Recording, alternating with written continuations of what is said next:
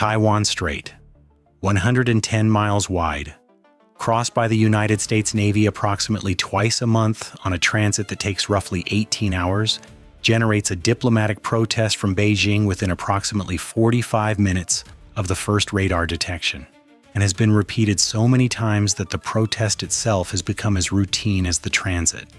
The protest template exists. Someone on the Chinese side maintains it. The blanks are filled in. Date, ship name, generic language about sovereignty, and transmitted. The US side receives it, files it, and continues the transit. This has been happening since the late 1980s. Both sides know the choreography. Both sides show up and perform their assigned roles. What happened on this particular transit was not the choreography.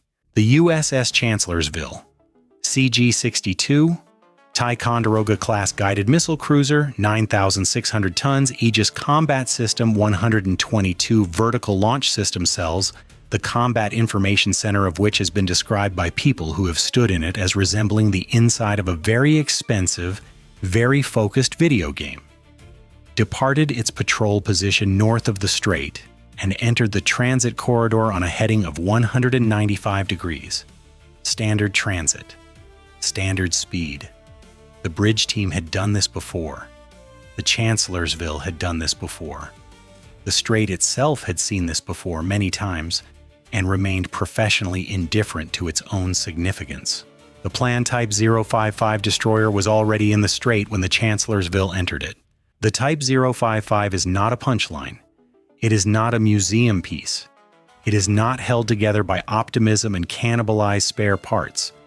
It is one of the most capable surface combatants afloat. 180 meters, 13,000 tons, 112 vertical launch cells, an active electronically scanned array radar, and a weapons suite that represents the current state of Chinese naval engineering rather than its history.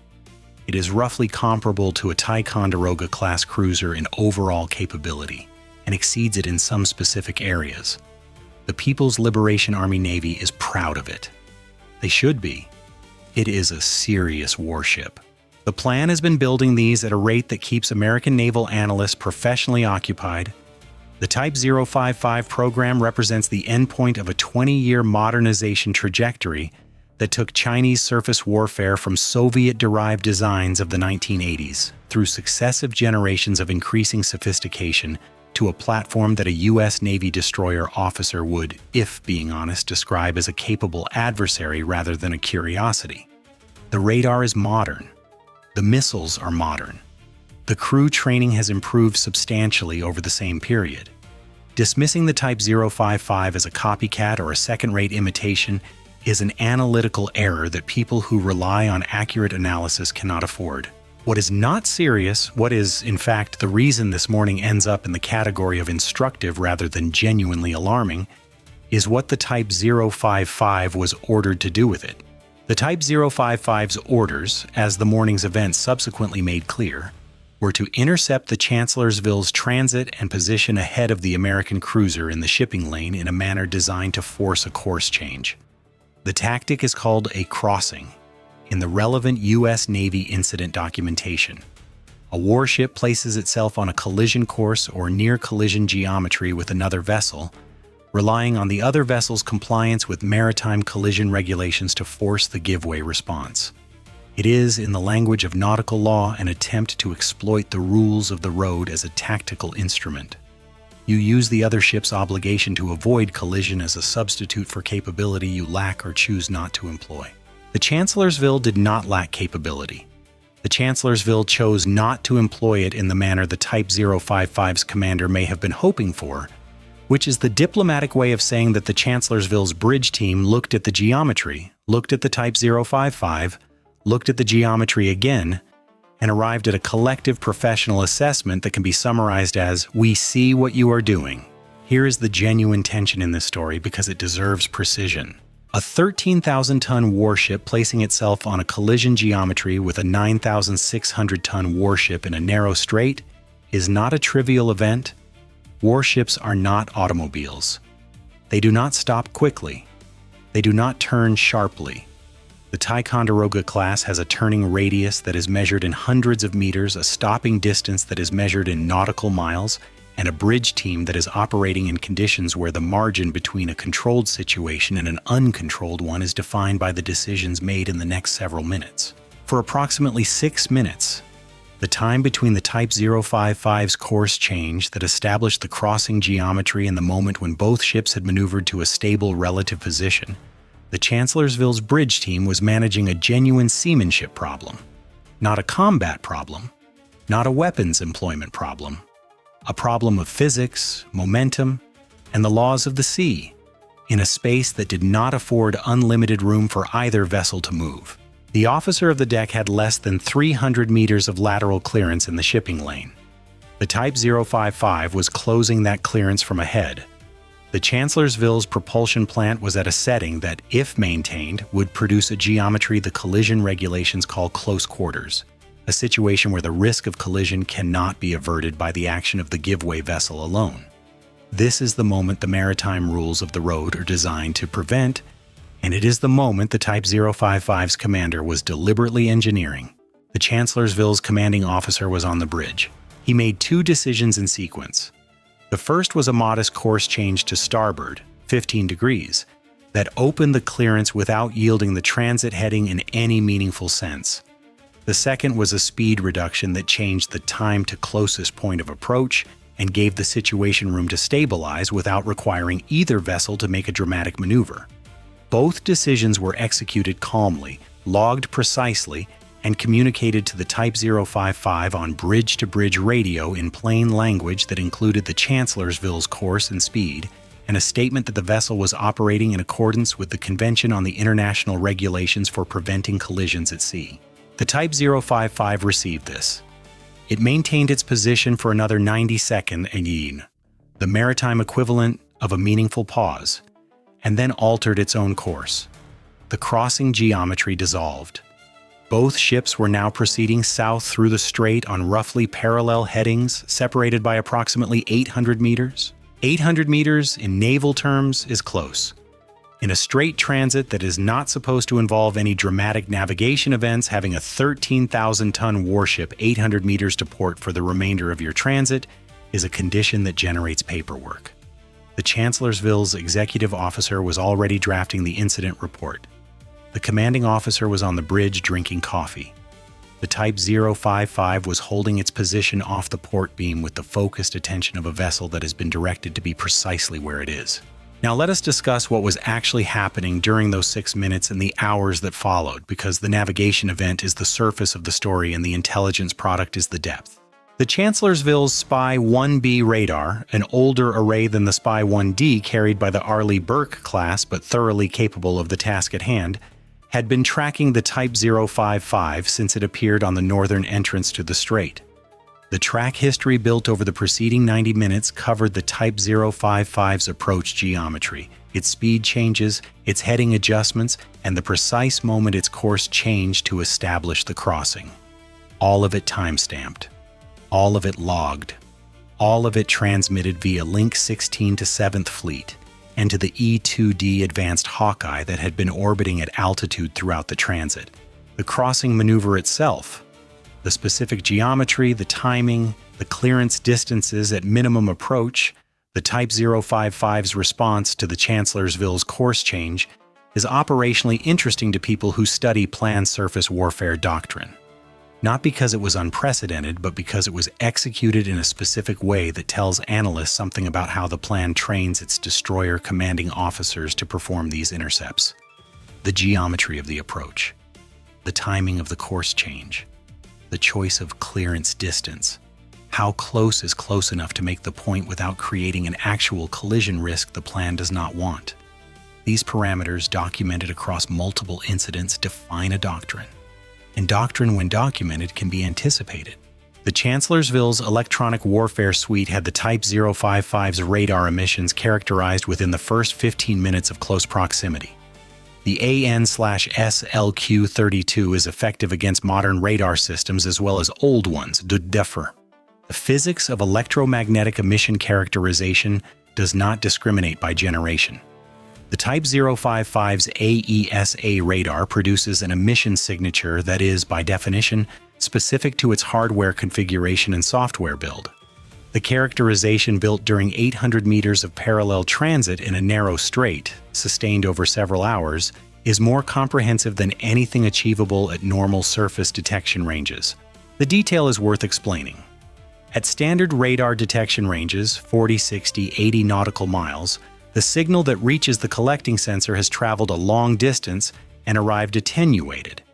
The collection system works with what arrives. At 800 meters, the signal has traveled 800 meters. The power levels are higher by orders of magnitude.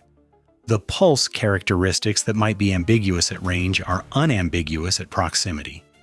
The frequency agility pattern, the specific sequence in which the AESA steps across its operating band, can be characterized fully rather than inferred from a partial sample. The side lobe structure of the antenna pattern, which tells analysts something about the physical configuration of the array, is measurable rather than modeled. The Type 055 commander positioned his vessel 800 meters from the Chancellorsville for hours. The Chancellorsville's EW suite spent those hours building the most detailed emissions profile of a Type 055 in operational condition that had been collected to that point.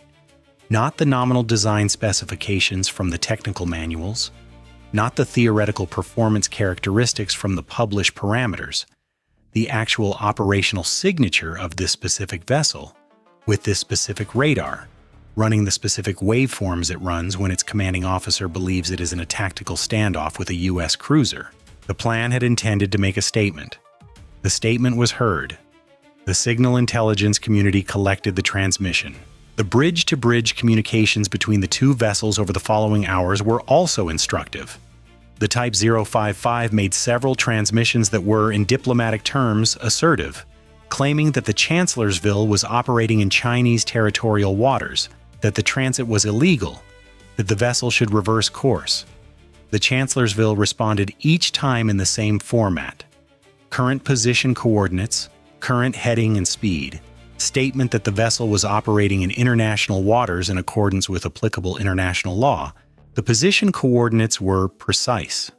The Type 055's claims about territorial waters required placing the boundary of Chinese sovereign waters approximately 43 miles further west than any international court has placed it, which is a significant distance to be off when making a legal argument. The Chancellorsville's communications log documented each exchange with the geographic coordinates prominently recorded. Someone will find those coordinates useful in future legal proceedings if such proceedings ever occur. The documentation exists. One exchange in the communications log is worth dwelling on, because it captures the morning's fundamental dynamic with a clarity that 1,000 words of analysis cannot improve. The Type 055's officer of the watch transmitted at one point that the Chancellorsville was engaging in provocative and illegal operations designed to threaten Chinese national security. The Chancellorsville's officer of the deck responded that the vessel was on a standard transit of the Taiwan Strait in international waters and would continue to do so. Then, and this is the part that the Chancellorsville's communications log records with its characteristic neutrality, the officer of the deck asked if there was anything else and wished the Type 055 a safe passage. The exchange was logged. The Type 055 did not respond to the safe passage wish. There is a human pulse moment in this story that the after-action report captures in its own dry way. A junior watchstander on the Chancellorsville's bridge, performing the standard navigational watch duties that occupy a significant portion of a sailor's life on deployment, had been tracking the Type 055 on the radar repeater for several hours. At one point, watching the 13,000-ton Chinese warship holding its position 800 meters off the port beam with what he described as aggressive loitering, he made a remark to the quartermaster standing next to him. The remark was to the effect that the Type 055 reminded him of a car that pulls up next to you at a red light and revs its engine. The quartermaster agreed. Both of them went back to their watch duties. The Type 055 continued to loom. It is an accurate analogy. The Type 055 is a serious, capable warship. Using it to follow a U.S. cruiser through a strait it has been transiting for decades, revving the engine at intersections is a choice. It is a choice that reflects a strategic decision about how to express displeasure at the transit without escalating to anything that requires a more serious response. It is legal, within very broad limits. It is demonstrably ineffective at stopping the transit, and it provides the Chancellorsville sensors with hours of close proximity data collection opportunity that would not otherwise arise. The Chancellorsville completed the Strait transit in the standard time. The Type 055 shadowed it for approximately 4 hours before breaking off and returning north. The Chancellorsville's commanding officer filed the incident report, which ran to 11 pages. The electronic intelligence product went to 7th Fleet and to the relevant intelligence commands. Now let us discuss the diplomatic dimension, because it is where the morning's absurdity reaches its most developed form. The Chinese government issued a formal protest through its diplomatic channels within the standard window. The protest described the Chancellorsville's transit as a provocative violation of Chinese sovereignty that seriously infringed upon China's territorial waters and airspace, and constituted an illegal intrusion that the Chinese side firmly opposes. The protest demanded that the United States immediately cease its illegal operations and respect Chinese sovereignty. The protest was received by the U.S. State Department and handled through the standard process, which involves acknowledging receipt, declining to accept the characterization of the transit as illegal, and restating the U.S. position on freedom of navigation in international waters. This process has been executed so many times that both sides have developed a bureaucratic efficiency at it. The protest is filed. The response is filed. Both sides retain their positions, and neither side is moved. The transit happened. The next transit will also happen.